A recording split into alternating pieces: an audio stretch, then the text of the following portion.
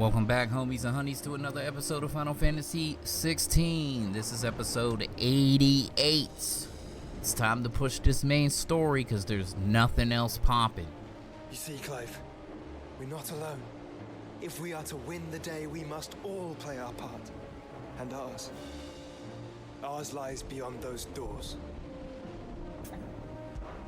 We've fought long and hard for this moment. Sid's dream, our dream, is within our grasp. We need only endure this final trial, and we shall. Together.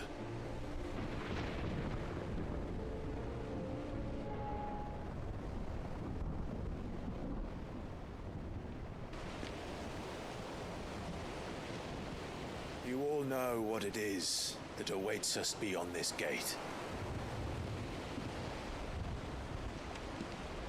And we shall face it together. Aye.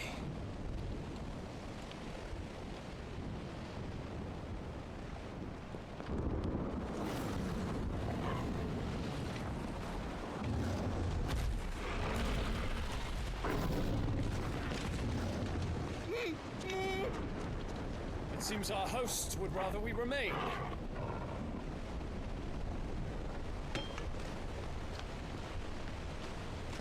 I will stay them. We will stay them. Go! Just don't keep us waiting. Thank you.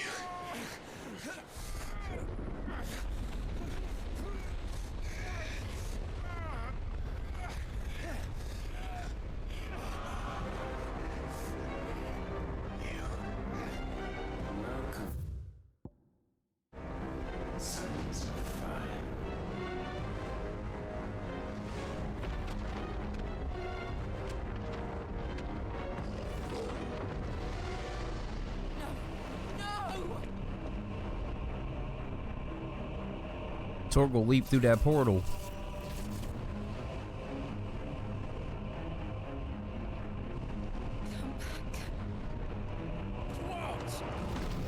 They got a Kashik behemoth, bro. I ain't even fought one of them yet. Y'all about to fight them? Come on, man.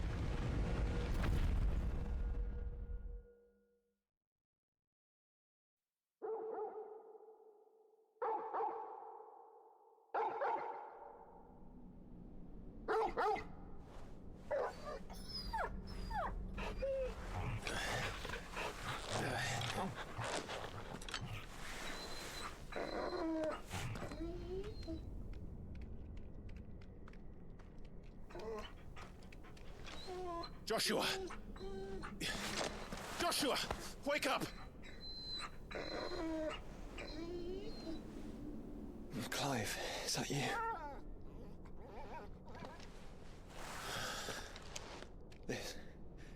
This isn't stone here.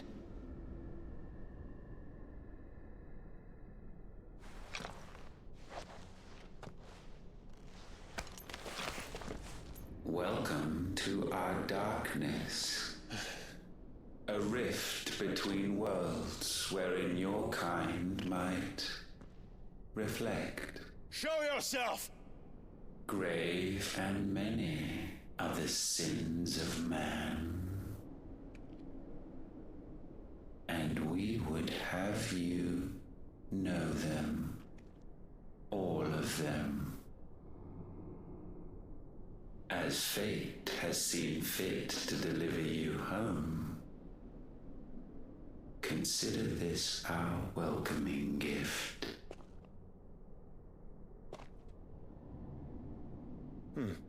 It would seem we are trapped.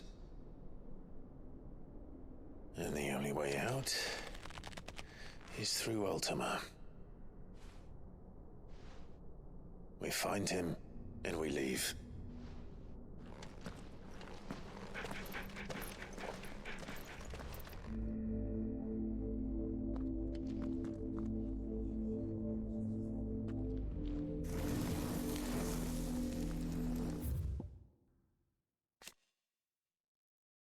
The interdimensional rift, a place beyond space and time, termed both a rift between worlds and our darkness by its creator. Ultima, Clive, and Joshua were forcibly summoned here by the mad deity that they might reflect upon their transgression.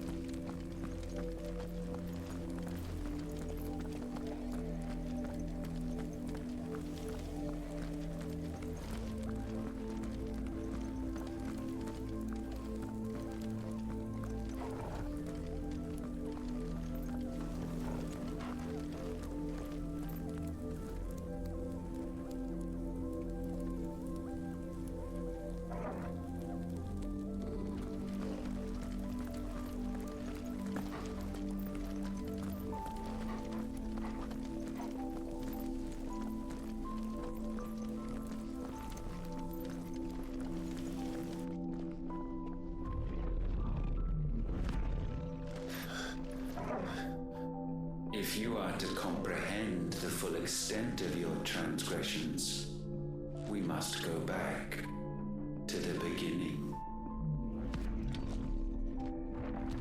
When the world was still young, we visited upon it a miracle, magic, and in its light did all life flourish.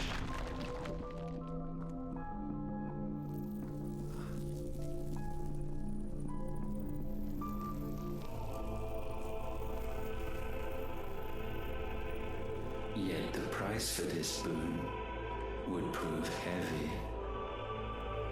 A pall descended upon the land, painting the horizon black as night.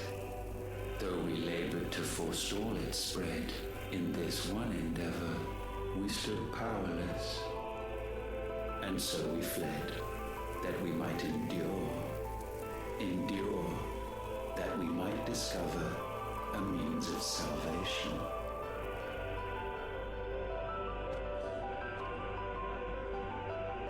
But if it was magic that caused the blight, what of the mother crystals?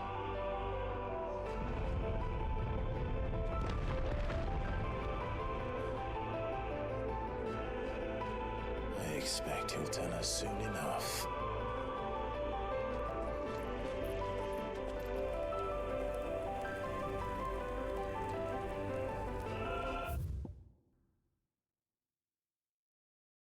So is he talking about like the world? I'm assuming he's talking about where he came from? The blight took over the whole planet? Could that be the fallen? Right? But I don't know. We'll see. We're gonna find out.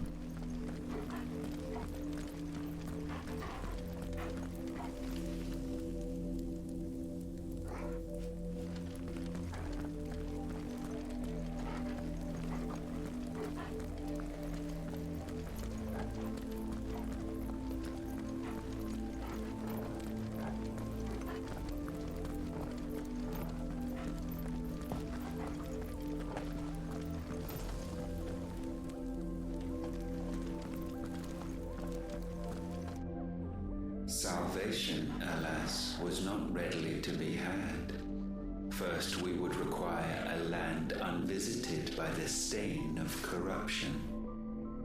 An unprecedented journey lay before us, one beyond the limits of our fleshly bodies. And so we cast them off. Thus, stripped to our very spirit, did we find our new paradise. A land as pure as driven snow, Valisthea.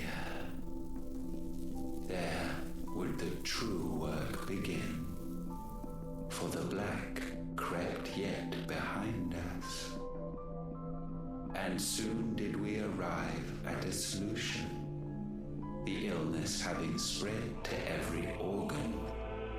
There was but one escape from this fate, to start afresh. With a new world. The one for which Barnabas labored. A paradise free from the blight where his God awaits. And where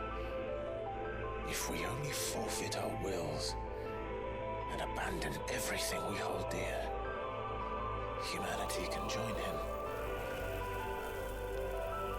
So, Ultima would have us follow in the footsteps of the king. And follow we shall. For now.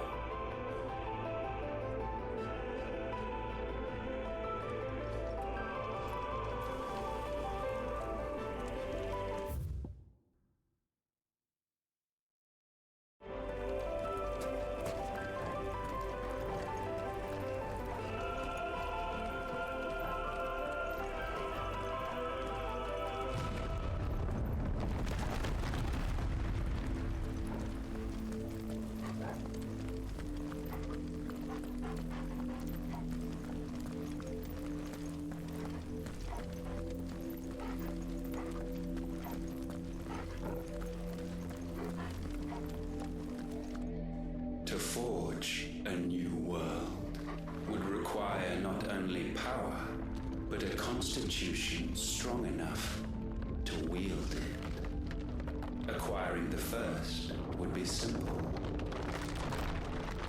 Untouched by the blight, Valisthea was replete with ether, and we had only to place jewels in her crown to claim it. Acquiring the second, however, demanded creativity. And so I cast forth the seeds of humanity. You created us. Is that not what gods do? We sowed the seeds for you, Muthos, all that you might one day blossom. And our future thus secured, we thought to slumber, though that would prove a grave mistake. For it was as we slept that man committed his greatest sin. He awoke. Alone in a world bereft of his god's radiance, he stumbled blindly, desperate for guidance. Finding no light, he sought to kindle his own. And from that single errant impulse was his will born. Having discovered himself at last, man turned his eyes inward and found he desired evermore that which only magic might afford. So wars were waged and brothers slain for custody over that dwindling resource. And the land, she wept tears of black.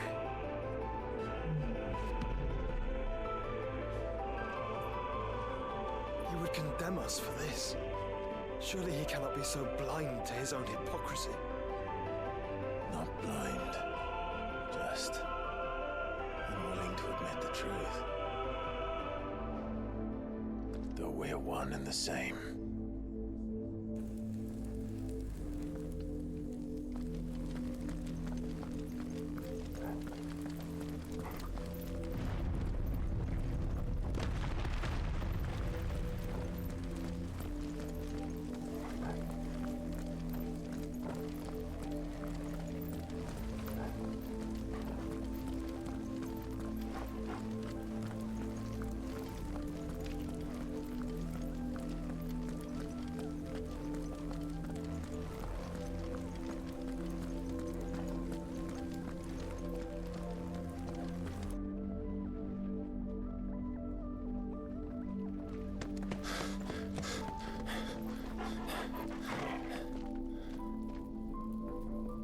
Is that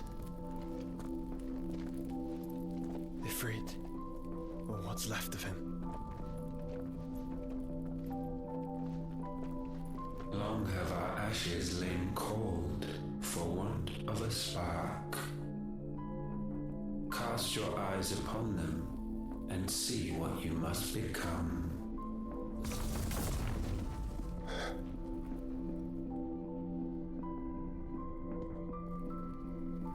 Thea cannot endure a second claim upon her being. The avarice of man drives her ever closer to destruction. But she may yet be saved by you. It is what you were born to do, why we nursed you and fed you, as your own mother should have. And now that you are fully grown, our Muthos, it is time at last for you to serve your purpose. To right your wrongs. If our sin is wanting to survive, then you are as marked by it as we are. The fault is yours. Our wills were born because you abandoned us. And now, you would have us forfeit them. All for a place in your new paradise. Do you imagine yourselves worthy of one? Mankind has no place in our world. Is this truly so difficult to comprehend? We only ever require you, Muthos, when the time comes to bid this wretched realm farewell. None shall follow, none shall remain.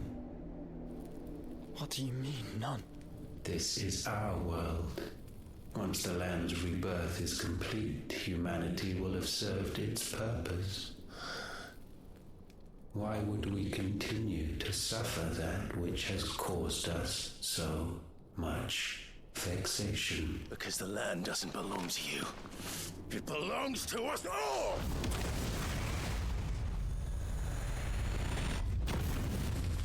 What? That is where you are mistaken. You own nothing but your precious will.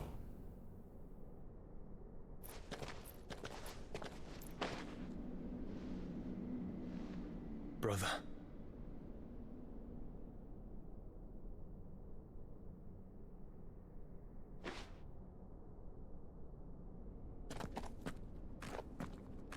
I can't do this alone.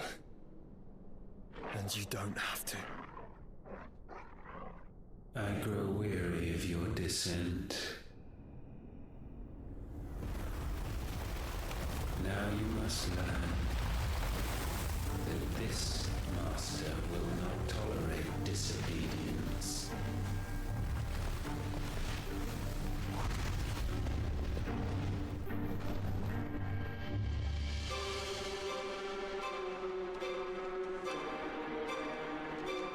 My friends, my family.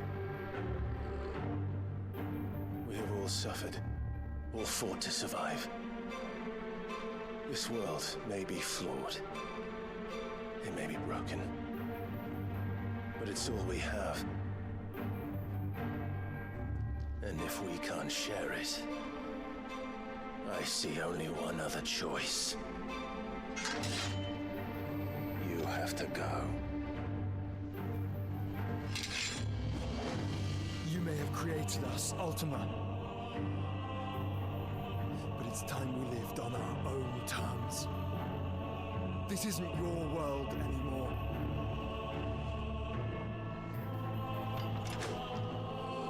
It's ours. Bow down, offenders, hearts be-stained. Too slow.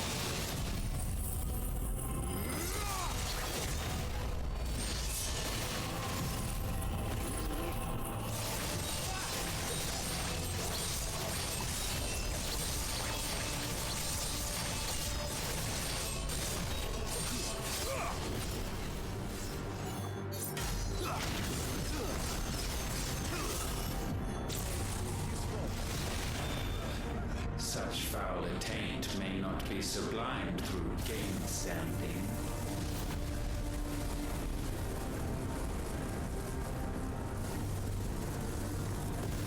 Only with heads hung low is penance paid. Oh, wretched mortals incapable even of contrition. In fitting season shall we reap our harvest. Let's try.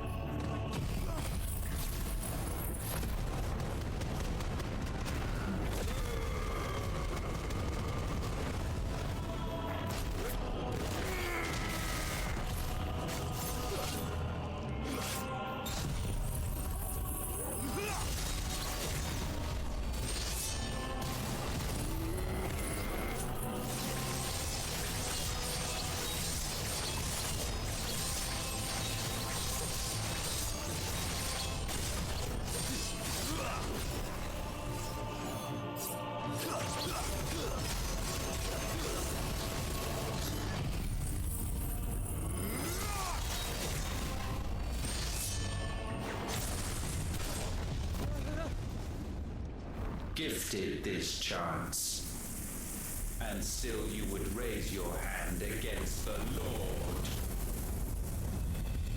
What now? The darkness bends.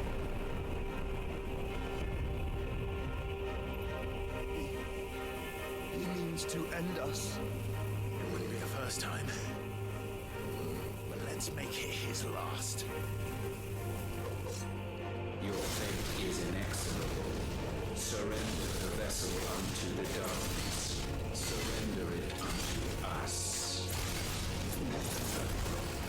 Kneel before us.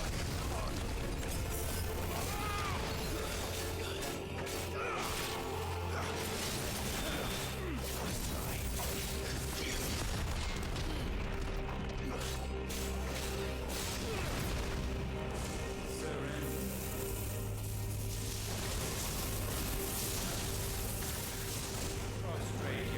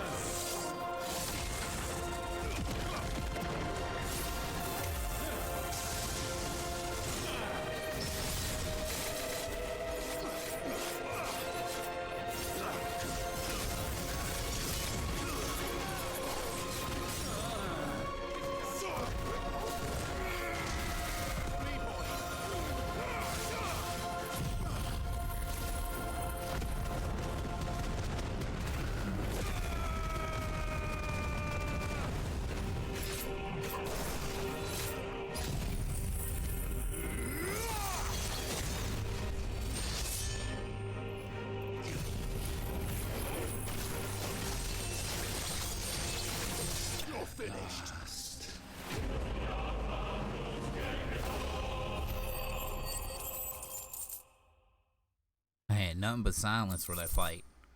But I was out here bopping him, right? I was parrying him left and right. What's this? Increases the rate at which dancing steel fills Zantensuken's gauge by 25%. We might be Odin boys, all right?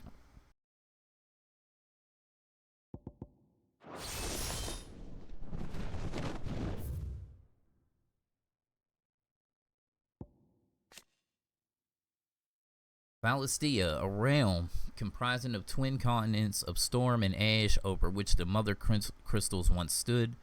Vigil countless eons ago, Ultima arrived here, fleeing the blight that devoured his own homeland and resolved to rebuild the world and usher in a new final age of pure reason. It was he who placed the mother crystals in each corner of the land that they might harvest the aether he needed to achieve his end. The sin. In Ultima's eyes, mankind's greatest sin is the awakening of free will.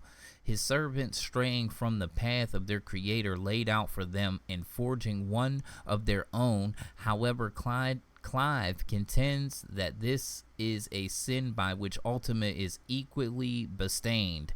And indeed, if humanity is indeed Ultima's creation, does he not there every action, every emotion stem from him? Yeah, he went to sleep and left humanity to their own will and to their own devices, and then now he blamed humans for having a will of their own. Interesting. All right, let's push on. At last, for countless generations, have we awaited this moment.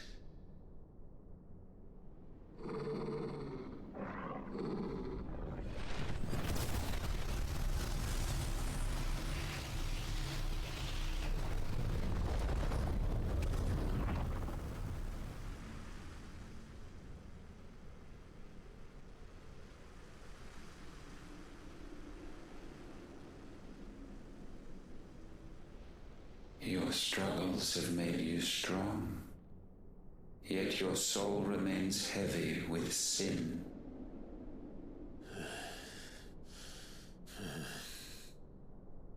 Absolution is nigh. Repent, and all shall be forgiven.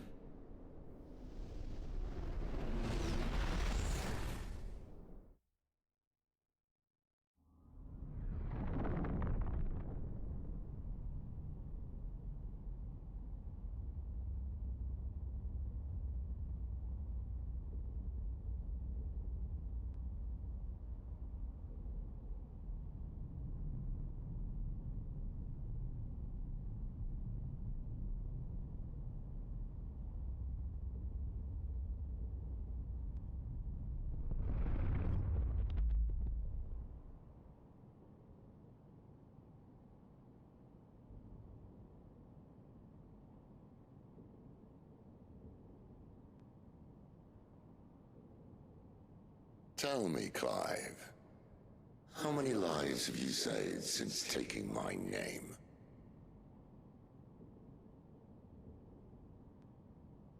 Fewer than we have ruined. Wherever we go, we leave a sea of tears in our wake. These are the wages of your will, son. What good are our choices when all they ever bring, all they will ever bring, is death? There's no atoning, Clive. No matter how hard you try. So why not leave it all behind? Leave it all behind.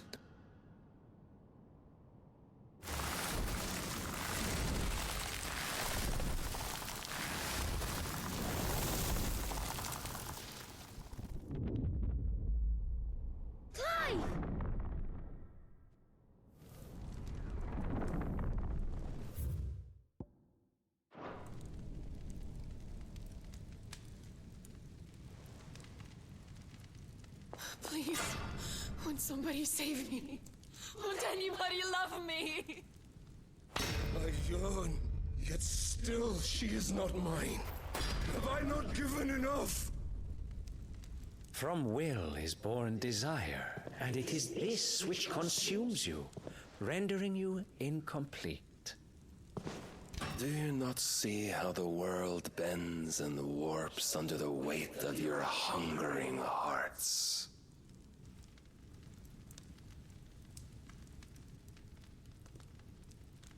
What if it could all just go away?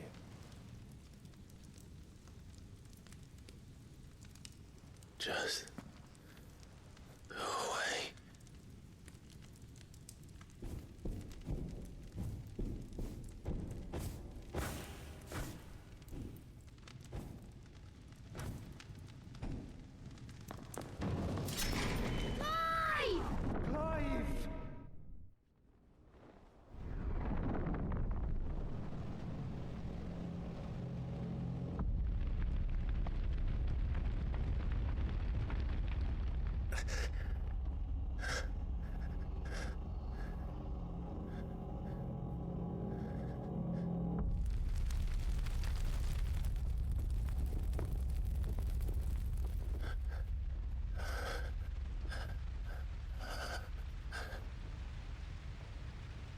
None of this is real. Wake up. It's time to go home, Clive.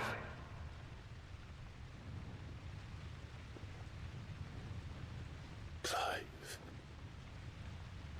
That's right. You're my brother. Brother.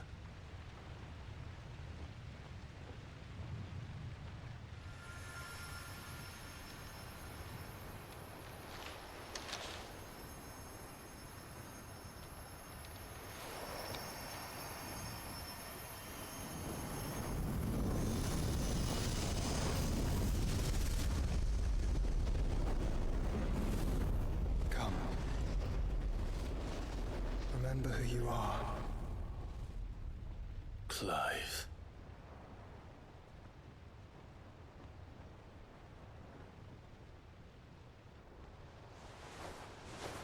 Once more, lest you forget.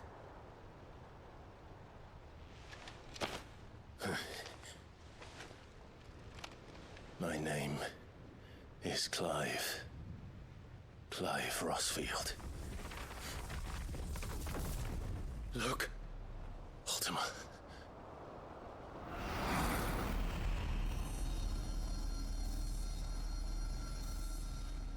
Even here, the light of the vessel's will cannot be quenched. And the Phoenix, his trespass should not have been possible. Not possible unless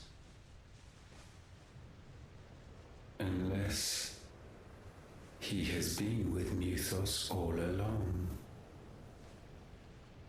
The mark of the Phoenix, emblazoned upon his heart, made manifest by the power of will alone. The power of creation. Can it be? Are their wills truly so potent?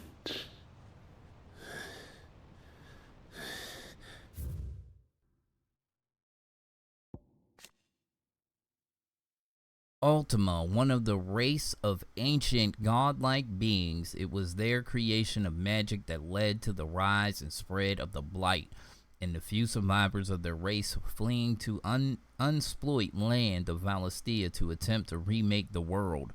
For this, they created the mother crystals to harvest huge amounts of aether and sowed the seeds of humanity, that it might one day produce a vessel strong enough to channel it, that the humans would one day develop wills of their own they did not foresee. And it's true, because your boy Clive had Josh's power from basically the beginning of the game. He had a part of Phoenix in him from the time we met Clive is a kid since the beginning of the game. Basically, he's had Phoenix power. How he got that power, we don't know, but he had it. Are you still talking?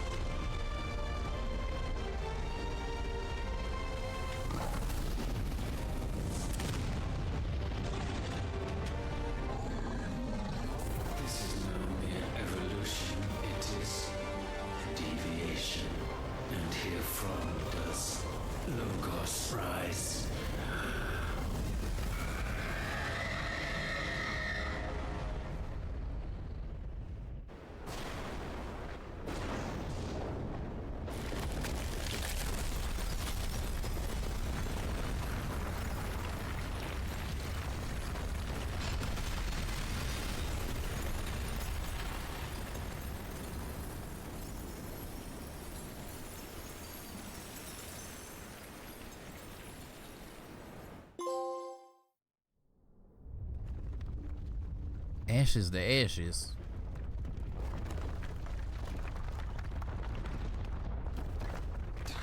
Damn it, Clive. Wake up.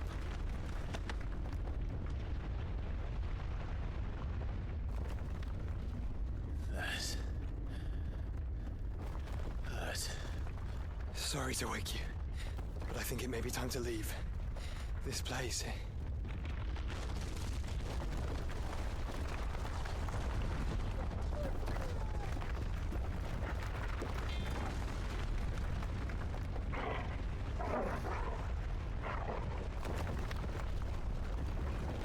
And once again does my creation stray from the path laid before it.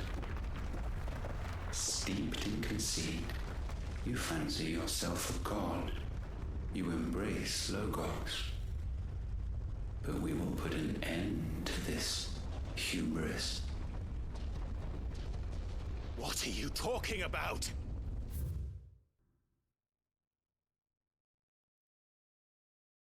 He's mentioning something else, like Logos. What the fuck is Logos? He keeps saying it, like he said it a couple times. Is it like in the halls of origin does our true power quicken, and there shall you be made complete. Soon, Mythos, soon you will discover how little you know of suffering.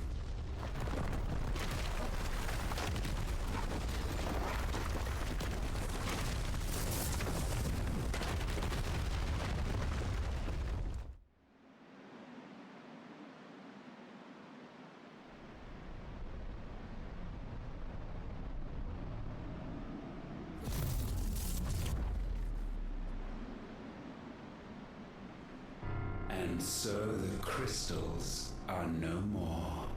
Yet in their silence, a new song rings. Its chorus building, a crescendo as it enters its final movement, stirring those long aslumber to waking. And back to their origin.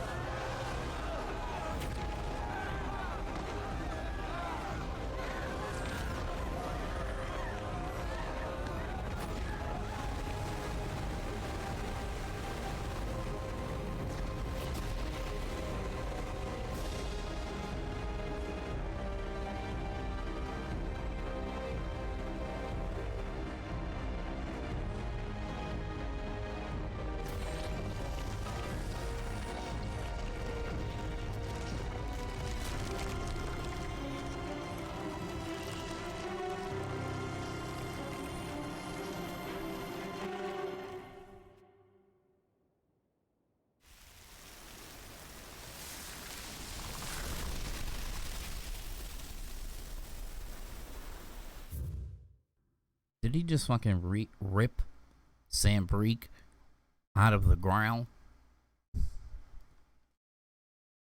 Kashyyyk, the irreversible change brought on by living beings, overexposure to aether creatures are stripped of any intelligence and sense of self they may once have had and become suffused with the life force, usually manifesting as extreme strength and aggression. Ultima's casting primogenesis turned much of mankind directly, gifting Barnabas his Akashic army, and with the despair they wrought, he sought to strip the will of the rest,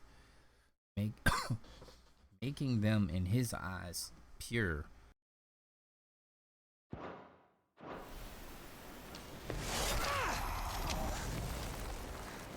The bloody crystal's cracked. So where the hell are they?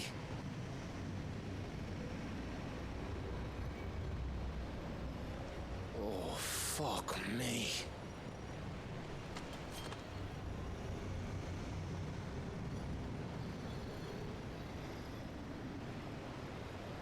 Is that ether?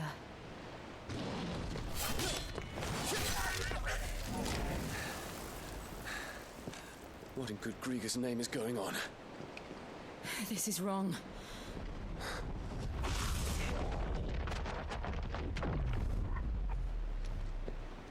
Are we back? Clive! Joshua! Jill! Is everyone all right? We're fine. What happened? Too much to explain here. Mate! We're leaving! Now! Everyone, fall back to the ship!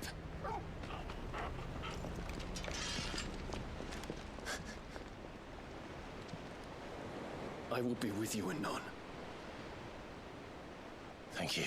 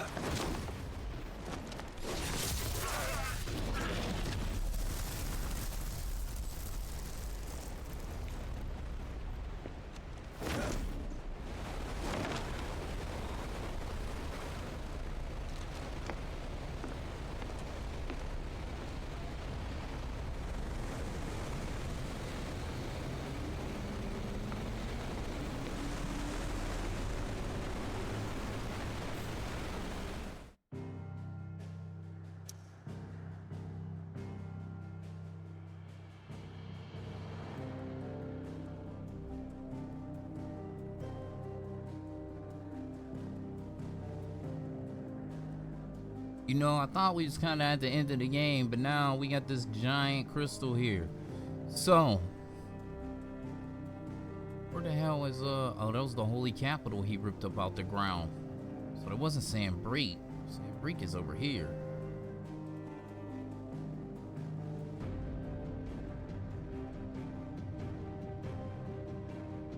But there ain't no hole like this, because he ripped it up. Seen it, but it didn't leave a hole like this that made me think like, hey, maybe that's the same thing that happened. It came out like a circle and a disc. Interesting.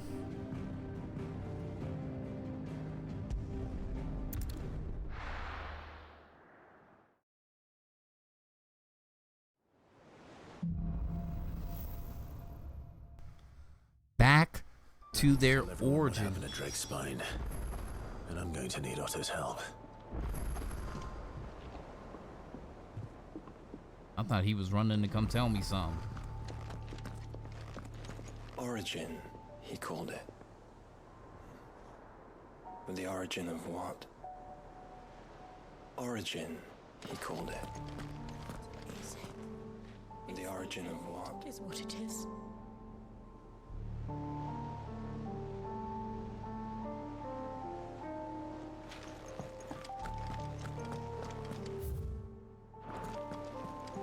It's not often our entire merry flock returns home to roost at once.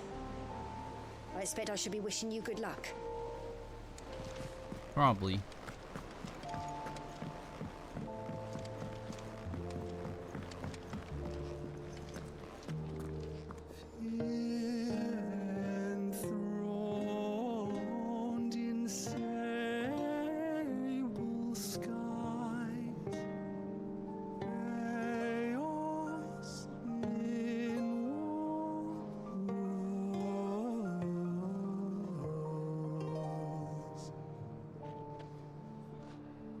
From diverse hands a dawn is spun in crimson sin unfolds.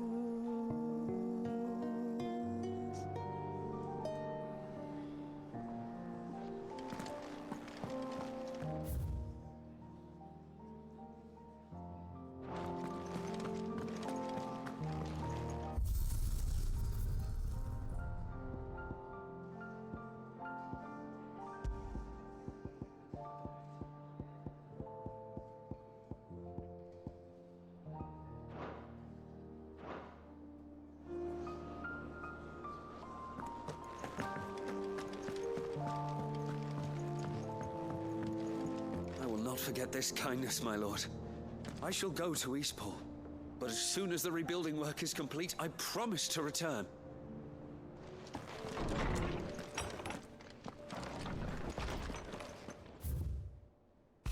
A new life. While the going was slow and not without an occasional run-in with some straggling orc, I saw Ida back safely to the Shadow Coast, where Mid was waiting kindly with the Enterprise. On the voyage home, I like to think the poor lass opened up a little, telling us about her life and the life she wants for her baby. But I suppose it's up to us now to make certain the little one gets it. Gav.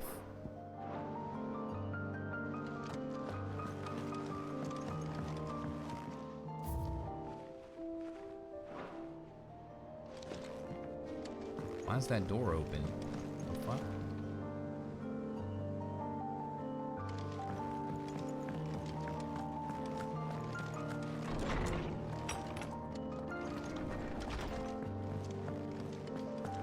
First the skies. Trouble with your gear, or What do you like? That's something. Defender? You mean I got more Nah, that's not how it worked, fam.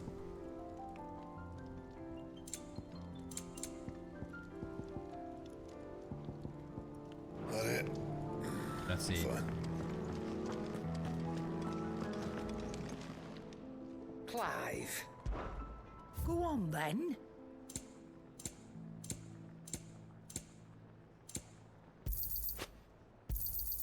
It'd better all be here. You're rubbing me blind, you know. You'll not find a better price than that. I actually used that. all? Actually used that elixir on accident. You look like you could do with a drink. Well, someone's in a Eureka. good mood. Oh, I got a trophy. Drink up, you lot. The next round's on Sid.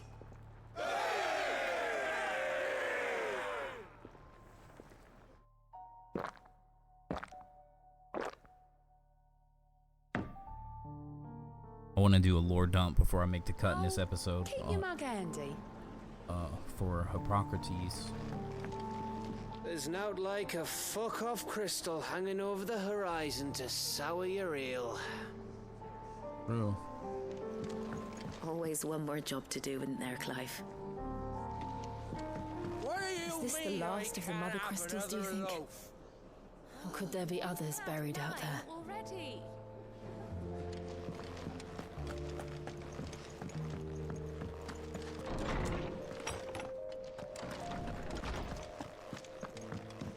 Tom said you destroyed all the mother crystals. No, he didn't. There's still the black one up in the sky.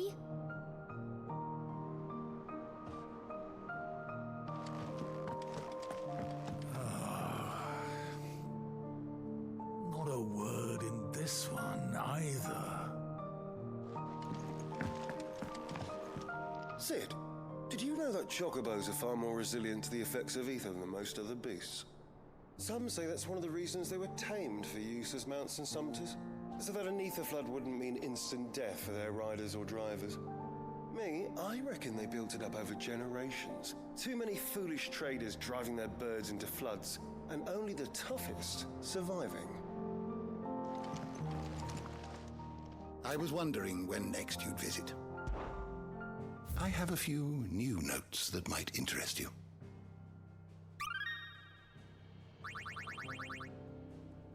What subject shall we consider today?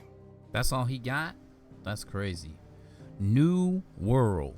Not that game. The paradise Ultima seeks to summon into creation, one free from the blight that almost ended his race.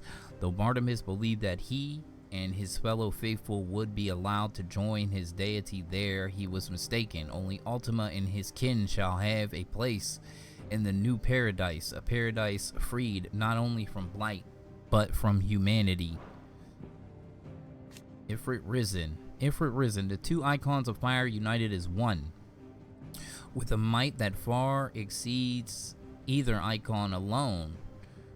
With the body of Ifrit and the wings of Phoenix, its appearance closely resembles that of Ultima, a depiction in the ancient murals of the Circle of Malleus.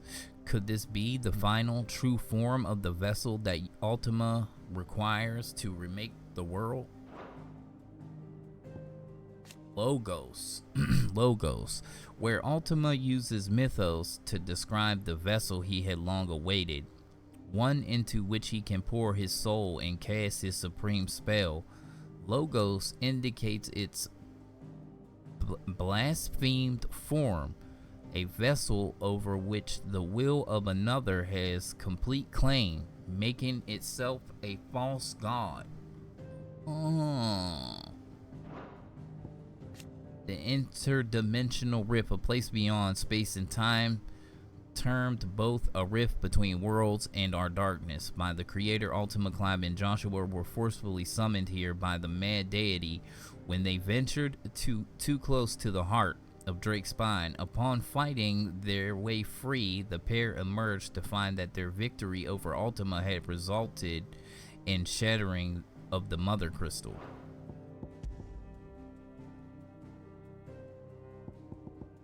Dion, dominant of Bahamut, warden of light, knowing all too keenly how Ultima's machinations are ushering the world into its doom. After the events in Twinside, Dion pledges his allegiance to Clive and Joshua Rossfield, arriving on the Enterprise just in time to ride to the brothers' rescue in Stoneher. Oh yeah, Clive Rossfield, dominant of the second icon of fire, Ifrit. Unlike other dominants, Clive has the curious power to absorb icons from their host and wield their strength as his own. The being known as Ultima appears to crave the same power, identifying Clive as Mythos, a vessel for power unlimited. However, Clive refuses to surrender himself to Ultima's will, making of his godlike being another enemy in his fight to build a world where people can live on their own terms. Still missing a character. Excuse me?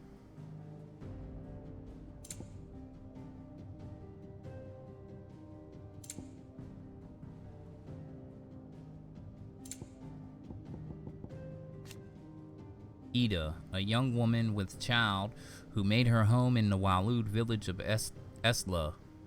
After the arc sky spread across the land, her fellow villagers turned to Kashyyyk and departed for reverie, leaving her alone, afraid and in hiding. By fortune, she was found by Clive and Glav, who took her back to safety of the hideaway. It is speculated that the reason she survived is because the child growing inside her is a bearer and thus more able to resist the effects of aether. Okay.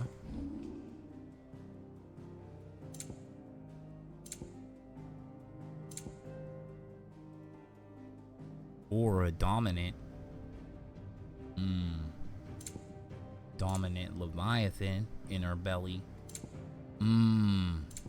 Spec, you know what I'm saying? A lot going on in here. Kingdom of Walud, the sole surviving nation of Ash, shortly after the death of Barnabas Tharmer, scion of Desmek and Catspaw of Ultima. Drake's head was shattered, leaving the capital of Sternhere without a mother crystal and king. Stonehere, capital of the Kingdom of Walud, located on the coast of Frigis Calm, Ash's northmost bay. Its mother crystal Drake's spine was eventually destroyed by Sid and his allies, but by this time, the city had already been lost. Its leader perished atop a distant spire, its citizens reduced to mindless thralls, and its streets claimed by orcs and masterless beasts. Drake's Spine, a mother crystal that towered over Stonehere, capital of the Kingdom of Walud. The fall of Drake's tail meant that, for a brief moment, it was the last remaining mother crystal in Valistia. That moment, however, ended abruptly when the spine fell, following Clive's otherworldly struggle with Ultima. The fall of Drake's Spine. In the year 878, the Waluder capital of Stonehere, already besieged by Akashic and Beastmen, was rocked yet further by the destruction of the Mother Crystal. Drake's Spine at the hands of Sid the Outlaw and his companions. Ravenwit Walls. Ravenwit towering rampart fills the narrow valley betwixt two adjacent peaks, creating a nigh impenetrable barrier that serves to protect the royal capital of Stonehere from armies that might attempt to approach from the southwest. Once manned by a garrison of hundreds, the walls are now empty, save for a handful of orcs and those beasts of war that managed to escape from their pens. Still some stuff missing, so we're not done yet, ladies and gentlemen, homies and honeys. Crystalline Dominion, a once independent state straddling the continents of Storm and Ash. Sambriqua's dominance here, and with it, any semblance of order was brought crashing down in a bloody coup led by Prince Dion Lesage. Not long afterwards, Twinside's luckless inhabitants were subjected to further misfortune when the fall of the realm's final mother crystal at Drake's Spine caused an ancient construct to rise from beneath their city, sowing death and devastation in its wake and effectively decimating the already reduced populace. Damn, son.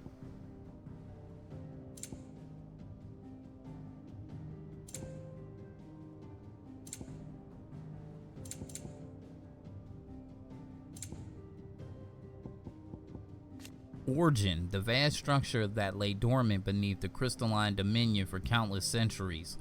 When Ultima's scheme reached its final stage, it summoned from the depths, sowing untold destruction and leaving a bleak black skies in its wake. It eerily resembles a mother crystal. Definitely does. The mother crystals, enormous glassy mountains that were once towered over the lands of Valistia, providing the crystal that people of the twins relied upon in their everyday lives, while at the same time leaching aether from the earth. Clive and Joshua learned that they were planted here by Ultima for that very purpose, that the creature might accumulate enough aether to cast a supremely powerful spell, one that would remake the world.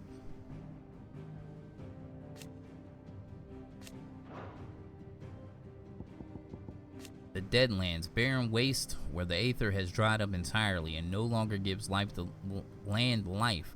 Not only does this render magic all but unusable, but the ground and water are also stained darkest black, and not even the smallest seedling grows. Little to the knowledge of most Valistians, the spreading blight in fact driven by the mother crystals that drain away the land's aether for Ultima's end.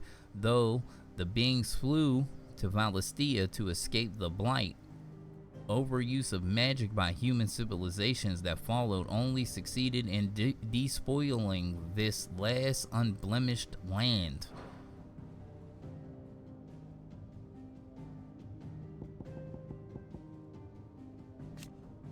Magic, the art of channeling aether to make one's imagination manifest. Bearers in dominance can cast magic without a crystal, but this comes at a cost. Relative to the amount of aether channeled, the crystal's curse that petrifies their flesh. For the reason Ultima's incorporeal form prevents him from casting the supremely powerful spell with which he means to remake the world, and so he seeks a vessel strong enough to withstand the torrents of ether required.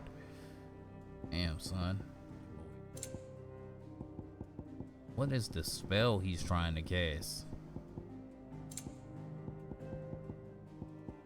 You know, I'm trying to think, you know.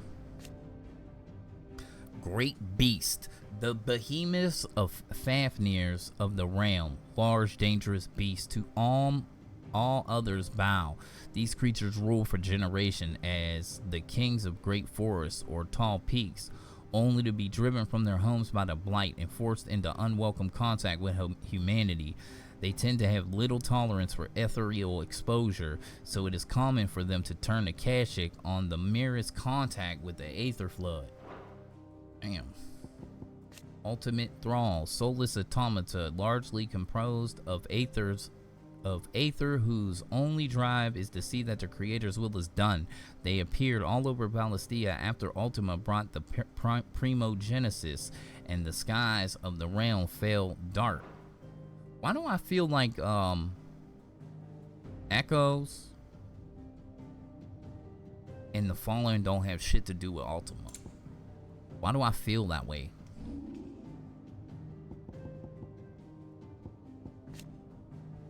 Infernal icon, a form long since discarded by Ultima that brings mind Ifrit.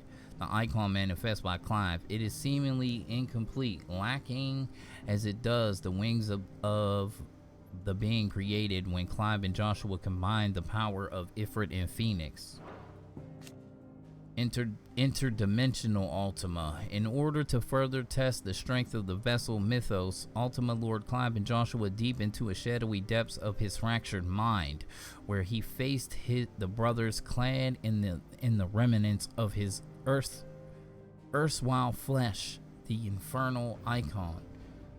So what are you saying? So what I'm getting from this is that Ultima was used to be Ifrit, and somehow he discarded his soul and body from Ifrit. It separated itself from Ifrit somehow.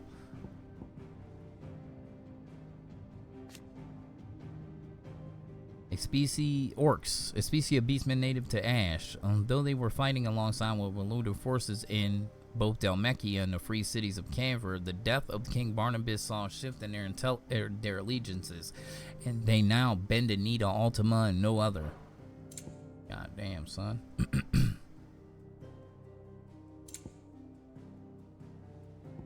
Behemoths, towering agents of destruction, known for their distinctive dual horns and roar that can topple mighty heavens.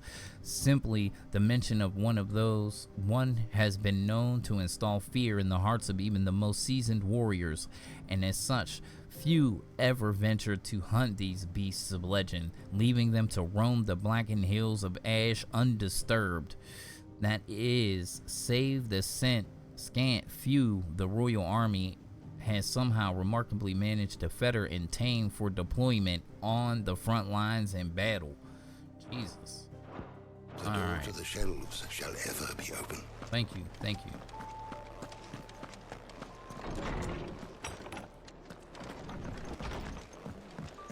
All right, homies and honeys, I'm gonna go ahead and make the cut in this episode right here. Hopefully you enjoyed this one. You'll be back for the next one. We're gonna be OUT out. Deuces.